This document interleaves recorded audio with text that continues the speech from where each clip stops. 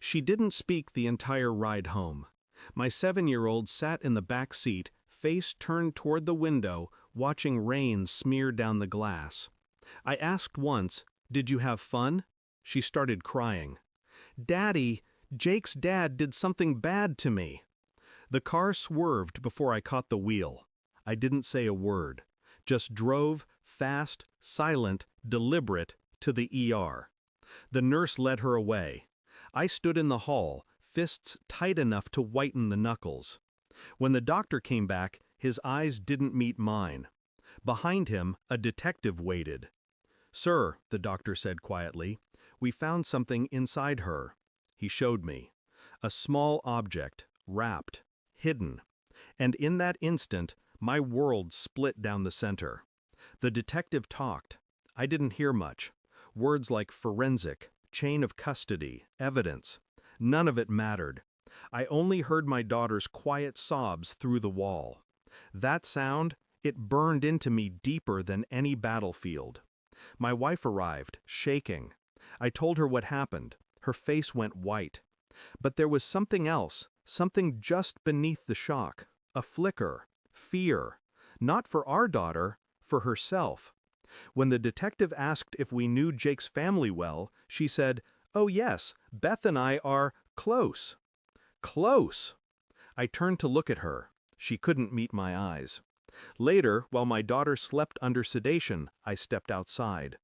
The night smelled like antiseptic and rain, and I realized the truth I didn't want to face. This wasn't random. This was connected. To her. I didn't confront her, not yet. I knew better than to move in anger. I'd been trained to wait, to let silence make people reveal themselves. For 3 days, I pretended to grieve. I sat at my daughter's bedside, held her hand, listened to my wife cry in rehearsed bursts, her timing too perfect. That night, I checked her phone. Hidden folder, messages deleted, but not the backups. Can't talk now, he's home. Next weekend works. And one photo, cropped tight, a hand on her thigh that wasn't mine. Jake's father, the man my daughter said hurt her. I didn't breathe for almost a minute, just stared. Then I went still.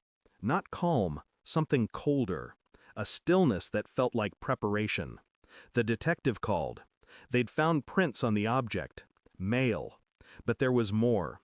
DNA analysis matched 2 contributors.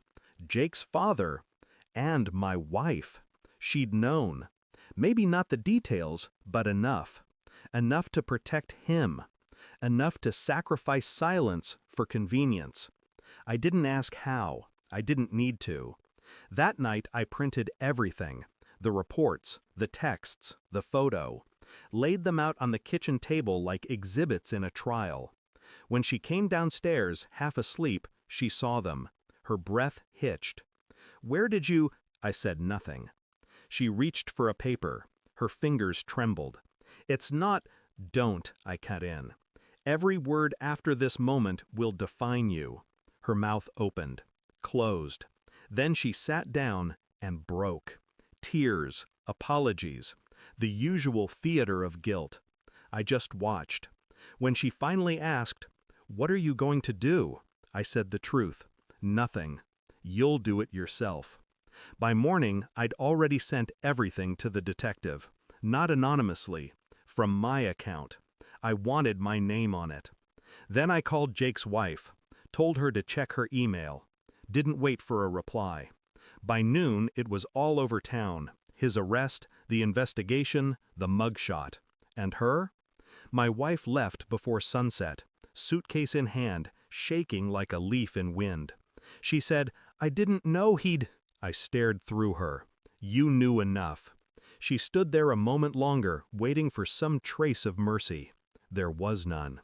When the door shut behind her, the silence that followed wasn't empty, it was clean. It's been 49 days. My daughter sleeps without nightmares now.